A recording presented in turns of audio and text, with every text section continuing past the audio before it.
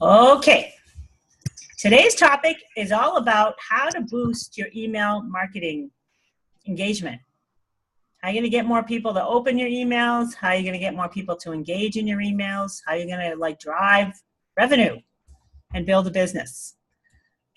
So email marketing is really about nurturing clients and building relationships. So we're just going to go over some simple tips. And they're not astounding revelations. They're kind of basic.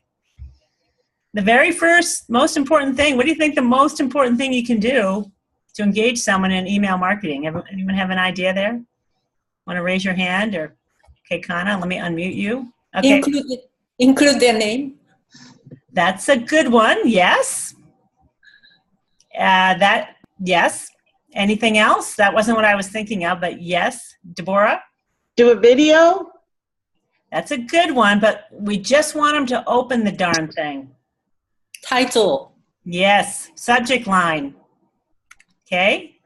When you think about engaging, you've got like 1,000 people on your email list, you just want them to open it first. Right. Remember that. Just open the darn thing. So, one way to get them to open it is to include their name in the subject line. So yes, Kana, you are correct. That boosts open rate by 15 to 17%, as I recall. And in Mail Chimp, that would be a merge tag, and I'll show you guys how to do it. So you really gotta, if you Google how to write a good subject line, or how to write a good headline is really what it is, you'll get tons of ideas on how to write good headlines. And we talked about them last week. Some of them are how-to headlines, like how to do anything and give them a result. How to do this in order to have that. Another great headline, one of the top headlines is lists. Top 10 lists to some type of result. You always got to be result-oriented in that subject line, and you want people to be interested in what's inside. You also have to tell them what's inside to pique their interest even more. So, number one, write a good subject line, because that's the first doorway. Door number one. Okay? Next part is when you're writing your email, I want you to position yourself as if you're speaking to one individual. So take it away, because it feels differently when you're talking to a list, right? As opposed to talking to an individual. So look at your subject line and say, okay, how can I speak to the individual that would be interested in this? And write from that voice, okay? Keep it simple, right? Speak it directly, and now you're really connecting with people. And when you're writing, if you can share a piece of yourself, now you're engaging. And this is kind of what John was talking about. Share a piece of yourself, like, oh, I did this and it didn't work, but then I did this and it did work. So show that you're human, show that you failed and then you succeeded because you realized something. Okay? Don't waste people's time. You don't have to send an email out if you got nothing to say. So make sure you have something valuable to share. And if you're sharing somebody else's content, that's okay too. If you just find something that you think your audience will find really useful and beneficial, then do that. That shows generosity of spirit. Like it's not about you and making money. It's about you building relationships and people wanting to work with you. And be useful, of course. Always have something useful in your email. And maybe you just do some quick share at the end of the email, like, here's my tip of the day. So maybe every email is something informative, but you always have a little this is kind of like a branding opportunity. Tip of the day. And for Deborah, it could be your meme of the week. The image and the meme of the week. Something that will move people forward and excite them and inspire them to be better in whatever it is that they want. you want to use your actual name and your from address. So when you're filling out a campaign for MailChimp, for example, it's going to say, who is it from? And you're just going to say your name.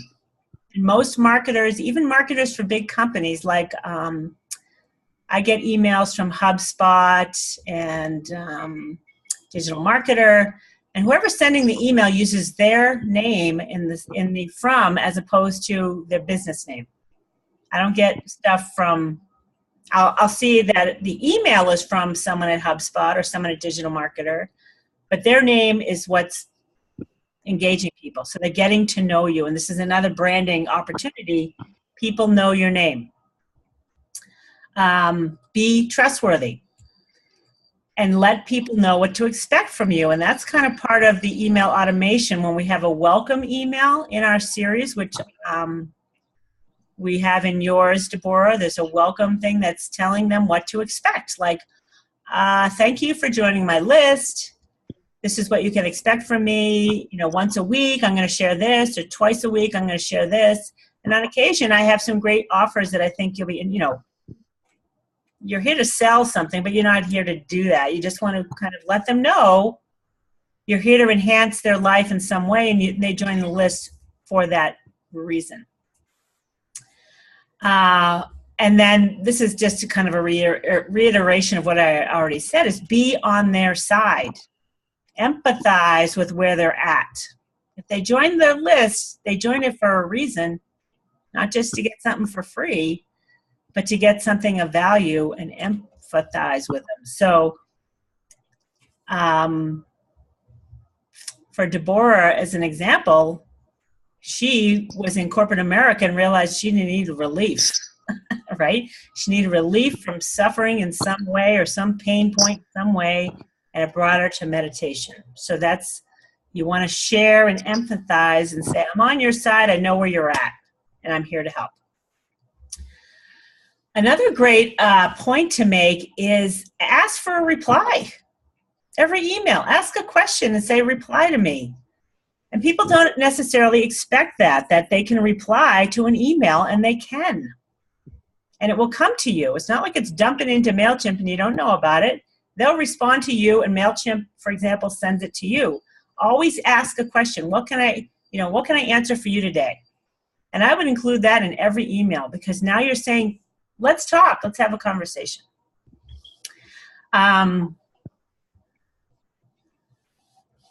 Make sure you break up that email into big blocks of text. Like, you don't want long-winded things that are hard to read. Break them up with bullet points.